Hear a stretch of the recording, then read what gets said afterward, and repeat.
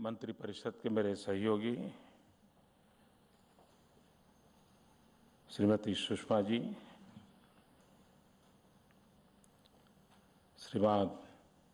श्रीपाद यशो नायक जी, Shri VK Singh ji, Shri MJ. Akbar जी, doctor S. Jaishankar जी, doctor HR. Nagendra जी और उपस्थित सभी महानुभाव। आज 2 अक्टूबर है। महात्मा गांधी एवं लाल बहादुर शास्त्री, इन 2 महापुरुषों का पुण्य स्मरण। लेकिन जब आज प्रवासी भारतीय केंद्र का लोकार्पण हो रहा है तो ये बहुत ही सुसंगत है कि हम इसे 2 अक्टूबर को कर रहे हैं।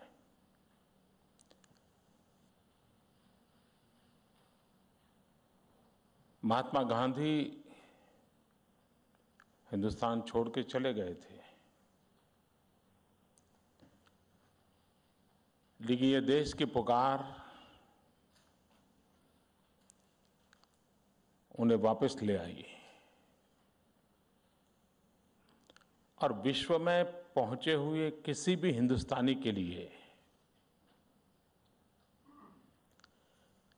इस घटना से बड़ी कोई प्रेरणा नहीं हो सकती है।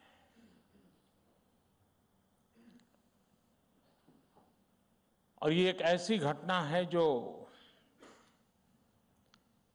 विश्व भर में फैले हुए भारतीय समुदाय को भारत के साथ जुड़ने का अर्थ क्या है, हमारा ये जुड़ाव सार्थ कैसे है, इसका एहसास कराता है।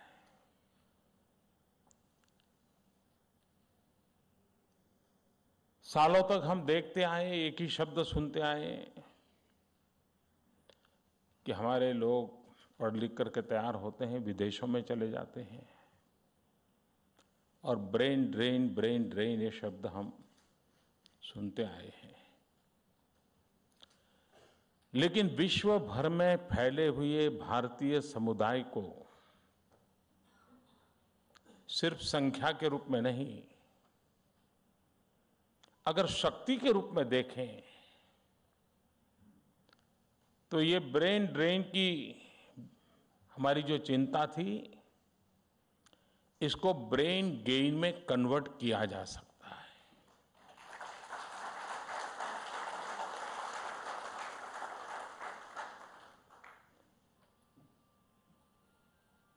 नदी में पानी बहुत बहता रहता है, लेकिन कोई स्थपति डैम बना दे, ऊर्जा उत्पादन कर दे, तो वही पानी एक नई शक्ति का स्रोत बन जाता है। विश्व में फैले हुए भारतीय समुदाय में भी सामर्थ्य तो है, कोई ऐसे स्थपति की जरूरत है जो उस ऊर्जा को कन्वर्ट करके राष्ट्र में उजाला फैलाने के लिए काम ला सके।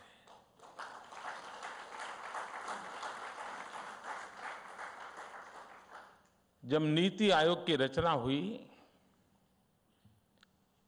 तो उस नीति आयोग ने अपने प्रमुख काम को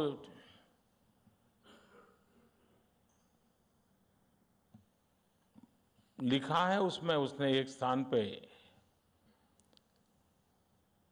और शायद भारत के अनेक डॉक्यूमेंट में ये पहला डॉक्यूमेंट ऐसा होगा कि जिसमें प्रवासी भारतीयों के सामर्थ्य को स्वीकारा गया है और प्रवासी भारतीय को विश्व भर में करीब 2.25 करोड़ लोग या तो मूल भारतीय हैं या तो प्रवासी भारतीय हैं, और दुनिया के करीब 150 से ज्यादा देशों में, और कभी कभी तो हमारा मिशन पहुंचा हो न पहुंचा हो, कोई न कोई प्रवासी भारतीय जरूर पहुंचा है।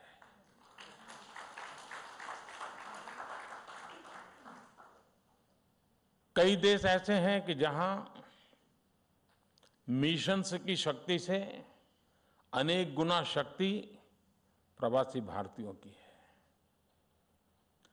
कई मिशन ऐसे हैं जो बड़ी कुशलता से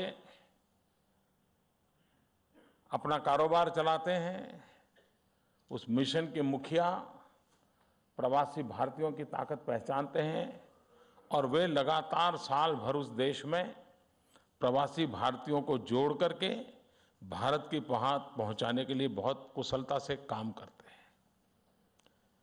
यानी छुटपुट प्रयास निरंतर चलते रहे हैं। लेकिन अब एक प्रयास है कि इसको एक संगठित शक्ति के रूप में हम कैसे प्रयोग करें। विश्व का भारत के प्रति जिज्ञासा बढ़ी है। विश्व का भारत के प्रति आकर्षण बढ़ा है। ऐसे समय फियर ऑफ अननोन एक बहुत बड़ा ऑब्स्टेकल होता है। और ये फियर ऑफ अननोन जो है, उसको मिटाने की अगर किसी में ताकत है तो विश्व भर में फैले हुए भारतीय समुदाय में है। वो उस देश के व्यक्ति को, अरे भाई चिंता मत करो, मैं वहीं का हूं, एक बार अगर वो कह दे हाँ मैं वहीं का हूं, तो फिर हमें कॉन्फिडेंस लेवल इतना बढ़ जाता है कि जो फियर ऑफ अननोन है वो खत्म हो जाता है। अच्छा तो आप हिंदुस्तान के हैं, अगर वो पूछ लेगा आप कब गए थे तो वो थोड़ा मुश्किल में आ जाएगा। लेकिन अगर नहीं पूछता है तो उसको विश्वास कर लेगा कि हाँ भाई ये सज्जन मुझे मिले हैं, ये तो हिंदुस्तान के हैं, तो चलो मैं भी जा सकता हूं। विश्व में फैला हुआ भारतीय समुदाय, विश्व में जो जिज्ञासा पैदा हुई है, विश्व में जो आकर्षण पैदा हुआ है, इसके लिए एक बहुत बड़ा ब्रिज अगर कोई बन सकता है, मिशन से भी ज्यादा अगर उसके शब्दों पर कोई विश्वास करेगा, तो फैला हुआ हमारा भारतीय समुदाय है। और इसलिए हमारे लिए आवश्यक है कि हम पहले हमारे विश्व भर में फैले हुए भारतीय समुदाय से अपने आप को कनेक्ट करें। जुड़ना जरूरी है। अटल बिहारी वाजपेयी जी ने एक बहुत उत्तम शुरुआत की। प्रवासी भारतीय दिवस के रूप में मनाना शुरू किया। बाद की सरकारों ने भी इसको कंटिन्यू रखा और प्रवासी भारतीय दिवस के माध्यम से मिशन का भी एक ध्यान केंद्रित हुआ कि मेरे अनेक कामों में ये भी एक महत्वपूर्ण काम है। और उसके कारण प्रवासी भारतीय ये अनुभूति करने लगे कि भाई हम दुनिया के किसी भी छोर पे क्यों ना हो, लेकिन हमारे लिए यहाँ कोई जगह है जहाँ हमें कोई हमारा ख्याल करने वाला है। पिछले 2 वर्ष में आपने देखा होगा कि मानवता के मुद्दों पर भारत ने, विशेष करके भारत के विदेश विभाग ने एक अपनी साख बनाई है, एक प्रतिष्ठा अर्जित की है। दुनिया के किसी देश में 20-25 देश के लोग फंसे होंगे, उसमें भारतीय समुदाय के लोग होंगे। दुनिया के बड़े देश सबसे पहले भारतीय एम्बेसी का संपर्क करते हैं कि भाई हमारे लोग वहां फंसे हैं, आपका देश तो जरूर कुछ करता होगा, हमारे लोगों को भी जरा बचा लेना। और विश्व के 80 से ज्यादा देश ऐसे होंगे जिनको पिछले 2 साल में भारतीयों के साथ साथ संकट से बचाने का बड़ा काम विदेश विभाग के नेतृत्व में भारत ने किया।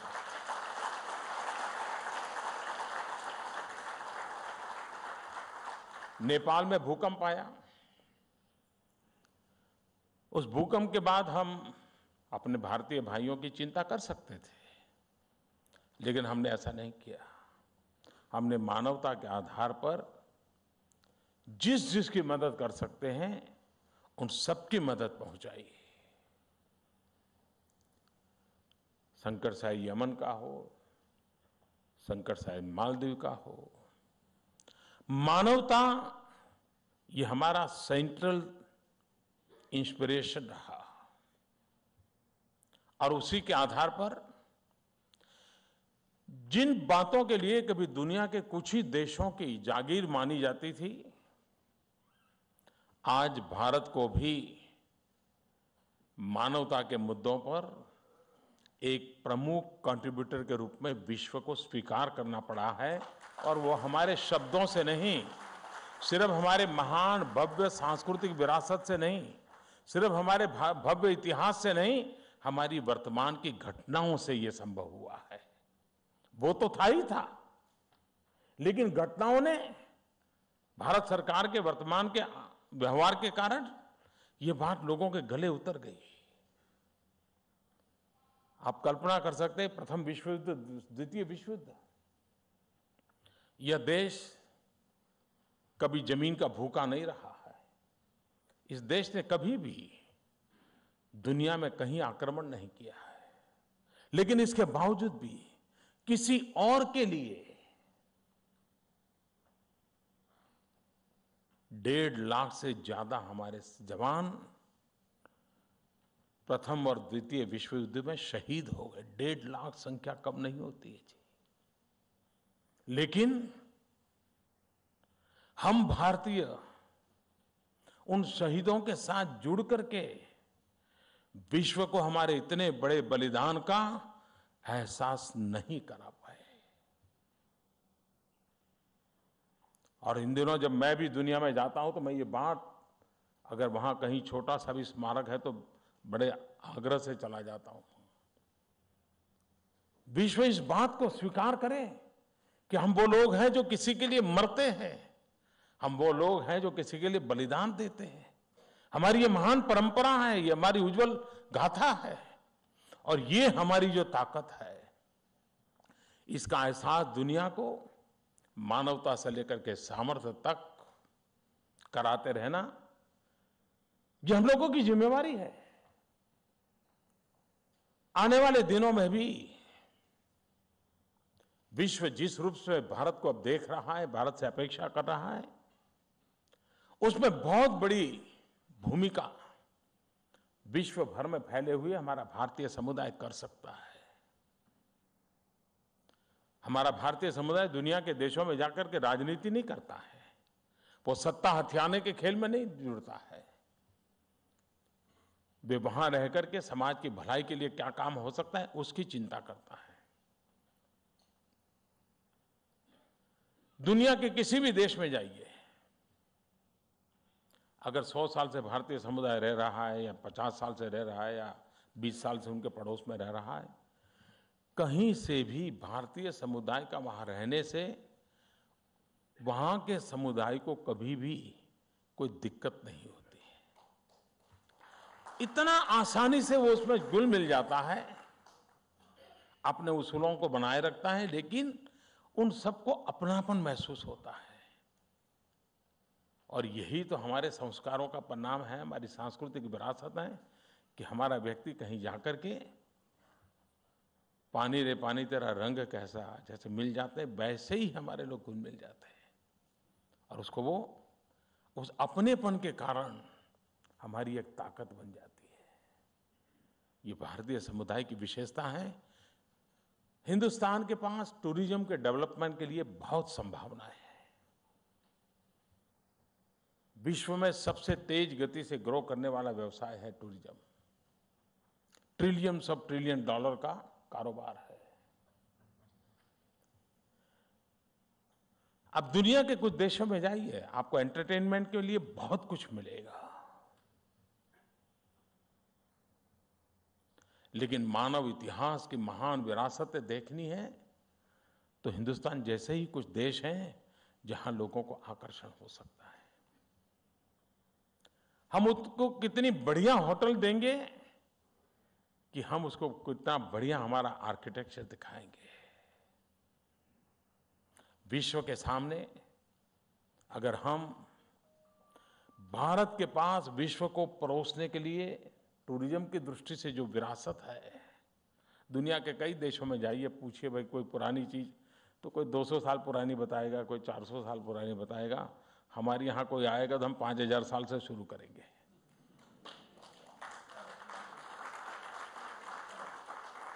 दुनिया को देने के लिए हमारे पास क्या कुछ नहीं है।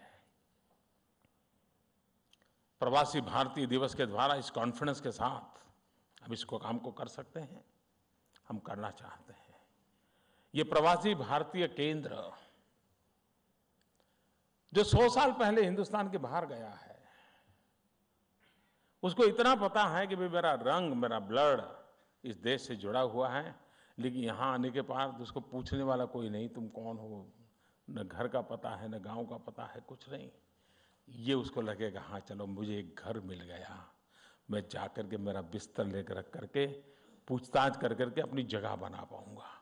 ये 3.25 करोड़ विश्व में फैले हुए लोगों का एक ऐसा केंद्र बना है कि वो जो निकल पड़े, सिर्फ वेबसाइट पे देखा होगा, वो आकर के इसे यहाँ कोई तो मिल जाएगा, अपनेपन से बात करेगा, आइए भैया, अच्छा मूल बिहार के थे, जाना है, ठीक है, देखिए ऐसे ऐसे जाया जाता है। अच्छा आपका ये गांव था, देखिए कोशिश करते हैं अगर मिल जाता है कोई आपका रिश्तेदार तो। ये एक बहुत बड़ी डेडिकेटेड व्यवस्था मुझे विश्वास है विश्व भर में फैले हुए प्रवासी भारतीयों के लिए बहुत ही उपकारक होगी। मुझे बताया गया करीब 60-70 के देशों में प्रवासी भारतीय नागरिक इस कार्यक्रम को देख रहे हैं, उनको सुन रहे हैं टेक्नोलॉजी के माध्यम से। आज यहाँ एक और दूसरा भी ओकेजन हुआ। भारत के प्रति जिज्ञासा कितनी बड़ी है उसका सबसे बड़ा उदाहरण योग। पूरा विश्व योगा के उत्सव को मनाने के लिए जिस प्रकार से इनिशिएटिव ले रहा है, दुनिया की सरकारें, दुनिया के राष्ट्र नेता सब लोग जुड़ रहे हैं। योग के प्रति एक श्रद्धा का भाव बन चुका है। मानसिक तनाव से गुजर रहे हुए, आपाधापी से गुजर रहे समाज को अगर भीतर से शांति देने की ताकत किसी में है तो भारत में विकसित हुई एक व्यवस्था है जिसमें शरीर, मन, बुद्धि सबको जोड़ने का सामर्थ्य है। 21 जून को जब अंतर्राष्ट्रीय योगा दिवस मनाया गया, उस समय मैंने देश भर में योग के साथ जुड़े हुए लोगों से एक आह्वान किया था, खास करके भारत के नागरिकों के लिए, कि योग प्रचारित हो, अच्छी बात है, योग का आभा मंडल का विस्तार होता जाए, खुशी की बात है, लेकिन योग अगर रोग मिटाता है तो सामान्य मानवी के लिए बहुत उपकारक होगा।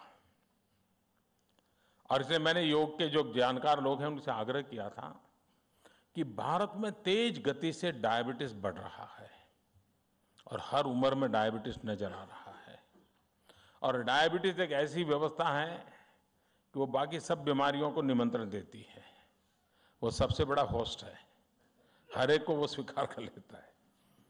और इसलिए क्या योग के माध्यम से हम डायबिटीज से बच सकते हैं क्या?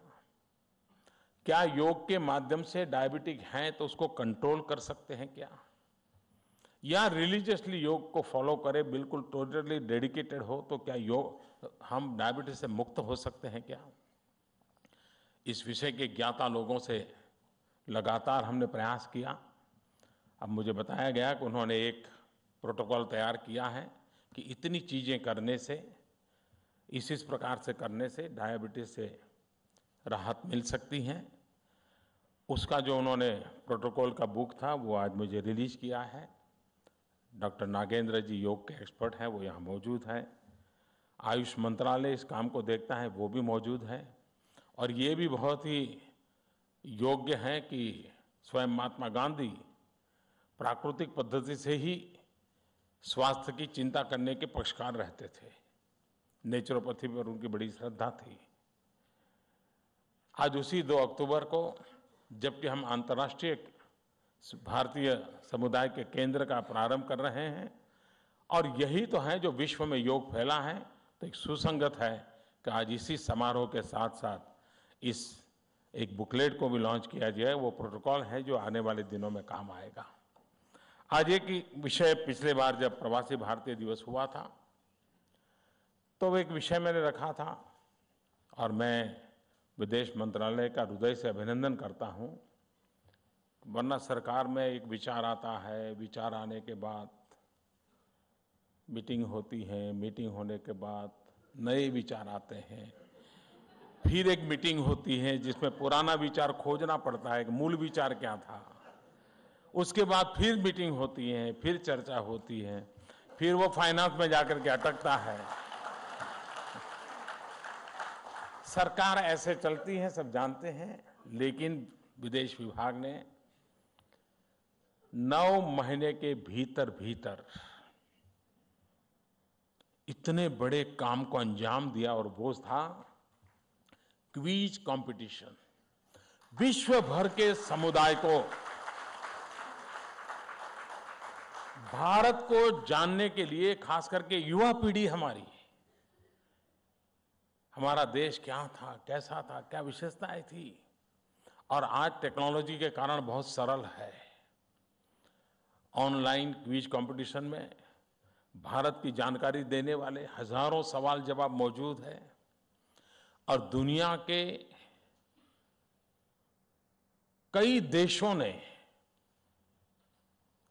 वहां के नौजवानों ने ऑनलाइन आकर के कंपटीशन में हिस्सा लिया, और कल्पना बाहर का अच्छा परिणाम दिखाया उन्होंने। कभी कभी हिंदुस्तान के बच्चे को भी बारीकी से पूछोगे आप ताजमहल के विषय में तो शायद नहीं बता पाएगा। ये बाहर रहने वाले बच्चों ने खोज करके तैयार किया, और वो बता पा रहे हैं। एक ऐसा आंदोलन शुरू हुआ है ऑनलाइन, जो आने वाले दिनों में विश्व भर में फैले हुए भारतीयों को भारत की हर जानकारियों को वो पाएगा। ये जानकारियां सिर्फ ज्ञानवर्धन नहीं है, सिर्फ उसकी भारत के प्रति लगाव बढ़ाएगा ऐसा नहीं। वो जानकारियां हैं, जब वो जिस स्कूल में जाता होगा, कॉलेज में जाता होगा, अपने दोस्तों के साथ बैठता होगा, उसको शेयर करेगा। अब मालूम है हिंदुस्तान में ऐसा है, मालूम है हिंदुस्तान में मैंने ऐसा पढ़ा है, आपको मालूम है हिंदुस्तान में ऐसी घटना घटी थी। तो उसके साथियों को भी ये टूरिज्म का बी बो देगा। ये क्विज कंपटीशन एक भविष्य के सक्सेसफुल टूरिज्म के लिए बीज बोने का काम करेगा। और मैं बधाई देता हूं, करीब 17 पार्टिसिपेंट्स यहाँ आए थे, उसमें से कुछ विनर हुए हैं। जो आए हैं उनको भी भारत दर्शन का अवसर मिलने वाला है। कुछ लोगों ने शायद भारत दर्शन कर लिया होगा, बहुत से लोग ऐसे होंगे जो शायद पहली बार हिंदुस्तान आए हो, ऐसा भी संभव है। लेकिन मैं नीदरलैंड से आए हुए वरुण को बधाई देता हूं, साउथ अफ्रीका से आए हुए अखिल को बधाई देता हूं, केनिया से कार्तिक, यूएसए से आदित्य, आयरलैंड से श्वेता, यूएसए आदित्य, ये सब विनर हैं। उन सबको अवार्ड देने का तो मुझे अवसर मिला।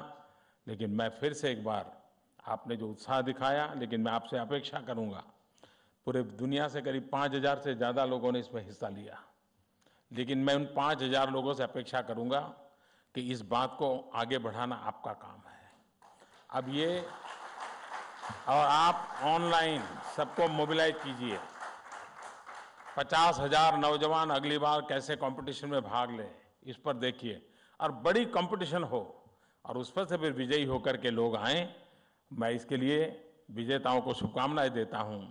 विदेश विभाग को इस काम को इतने कम समय में सफलतापूर्वक करने के लिए बहुत बहुत बधाई देता हूं, और विश्व भर में फैले हुए भारतीय समुदाय को आज 2 अक्टूबर को महात्मा गांधी की जन्म जयंती पर एक बहुत उत्तम नजराना, एक प्रवासी महात्मा गांधी आपको दिया है। ये केंद्र आपका है, आपका आशियाना है। बहुत बहुत धन्यवाद।